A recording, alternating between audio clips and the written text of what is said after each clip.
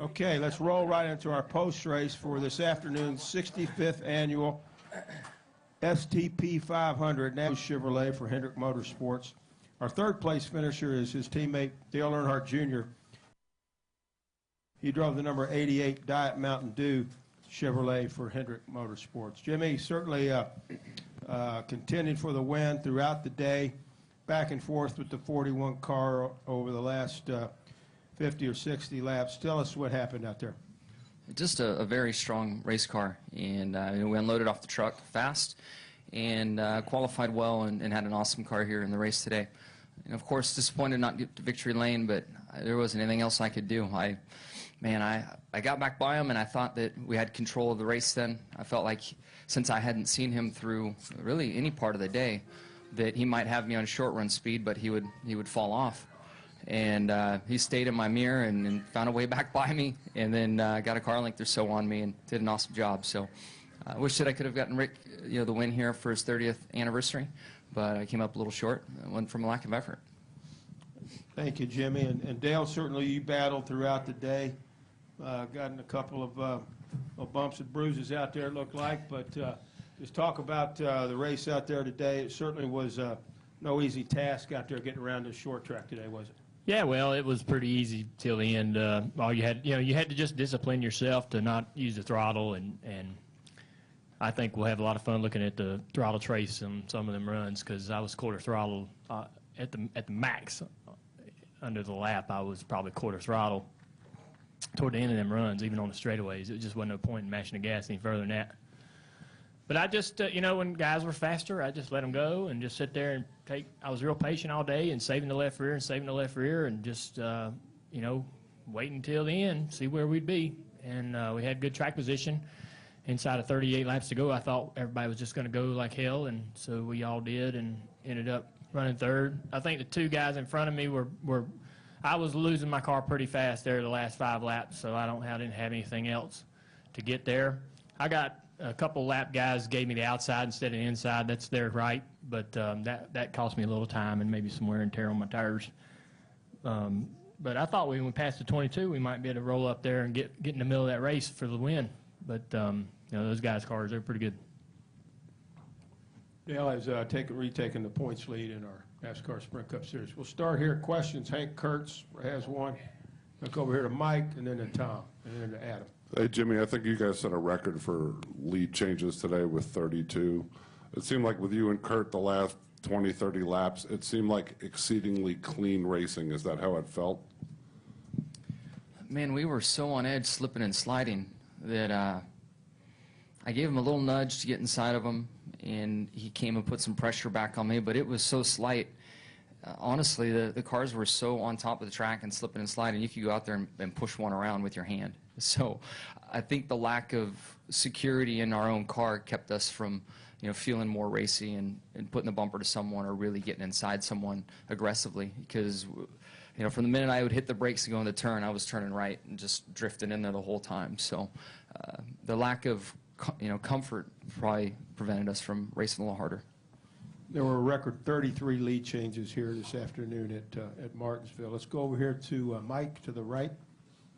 Mike Neff from FrontStretch.com. Dale, I was listening on FanVision, and Steve was apologizing during the race that he was reminding you so much about taking it easy and making your stuff last.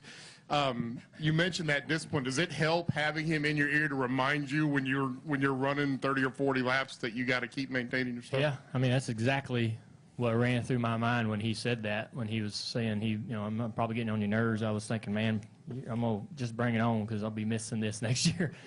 There's nobody like him. I don't expect the next guy to come in there and mimic him or be like him. We'll work that out and communicate how we need to communicate going forward. But, yeah, he does a great job of keeping my mind focused on the tasks. And there's several different things you're doing in the car during a run, and you can forget this. You can easily get yourself carried away and race a guy and forget taking care of your car and taking care of your left rear tire, and it's easy to get swept up in the competition of things. And he's good at sort of cheerleading you on the way and running the show. He does a good job on top of the box. Let's go to Tom Jensen to the far right behind the cameras. Tom? Hi, guys. This is for either one of you. Tom Jensen, FoxSports.com. Got to ask, with Stuart Haas winning 2 of the first 6 races, do you ever look at Rick and go, what were you thinking about bringing them on board as partners? I don't. I look at it as an opportunity to learn more. I look at it as an opportunity to understand new ideas. It's a, go ahead. It's a good partnership that works both ways. Yeah, totally agree. And they're an important part of Hendrick Motorsports in general. We wouldn't be as strong as we are as a company if we didn't have the relationship either. I'll say, I don't know the crew chief on the 41 that well yet, but it's been a real pleasure being able to communicate with Rodney from the 4-car, and that, you sort of build those relationships throughout the year with those guys, and it all works back and forth. Thank you. We'll go to Adam back here, and then we'll go to Carlos to the far right. Guys, Adam Haynes for the Danville Register and B. Did you feel any added pressure going into this week, knowing that it was the anniversary of Rick's 30th first win, and knowing that it happened at this track? Go ahead. Rick's had so much success here, starting with the first win, and it's been great to watch Rick have so much success here. It's been awesome seeing the company go to victory lane, and it's been great to be a part of understanding how that works and benefiting from it. But we run third today because we got great teammates that understand how to get around here and put good cars on the track, and we lean on that. So it's been a great experience seeing it happen, and I'm sure that either one of us would have loved to have won that race for Rick, and we'll get more opportunities to win more races, and I'm just frustrated. I've been chasing a clock here for so long, so hopefully one of these days it'll work out. Let's go over here to the far right, Carlos, and then let's go to the back. Go ahead, Carlos. Dale, Carlos Mendez, Forward Star Telegram. You mentioned racing with discipline today. Can you afford to race with less discipline at other tracks, like next week, for example? Well, when I mean racing with discipline today, I mean you couldn't run any harder with the wear we had on the tires. You just couldn't afford to. You saw how the 20 car and the 18 car, those guys would run real hard at the lead early in the race, and they set an example for the rest of us to watch out, and be easy on that left rear tire, and it just goes away like a snap. And I couldn't afford to run any harder if I wanted to be competitive on the end of these runs, and particularly we see longer runs here than we saw today. None of the runs went past 80 laps, but typically we see a good long run in the middle of the race, and we're just ready for that. Let's go way in the back. Kelly, raise your hand, please. Go ahead.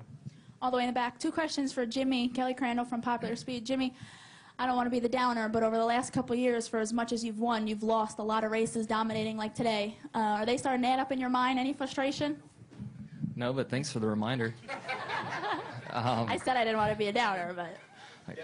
I got to figure something out. Hopefully I'll win a race soon, or a championship.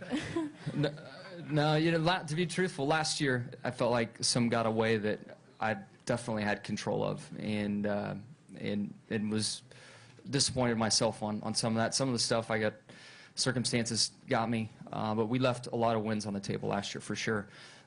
Today I couldn't have done any more. I just got beat, so you're going to have those too, and you got to recognize when you get beat, and you got to recognize when you make mistakes, and today we just got beat. So along those lines about today, as far as Martinsville goes, when you dominate, I don't know if it's ever happened to come as close as today. So what is the feeling today, besides the fact that you know that you got beat at Martinsville, which is you've won here 8 times?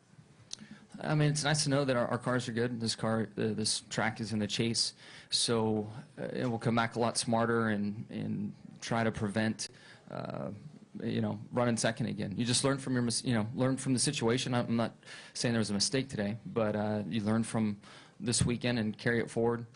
There's a brand new car and a lot of stuff to figure out. So I know in the coming months, the car's setups will be a lot different, and we'll just keep evolving and try to prevent running second. Thanks for the hard questions. Far right, Mike.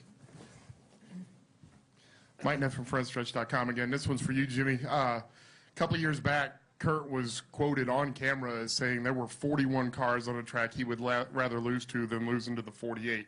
But you guys obviously had a great race today, and it was predominantly clean. Is that indicative of the fact that you two have gotten beyond that point and you're now able to race without any kind of animosity towards each other, let's say? Yeah, for sure. I think things came to a head at Pocono, and then Richmond was shortly thereafter. And after the Richmond race, we sat down and talked long about things and got through it.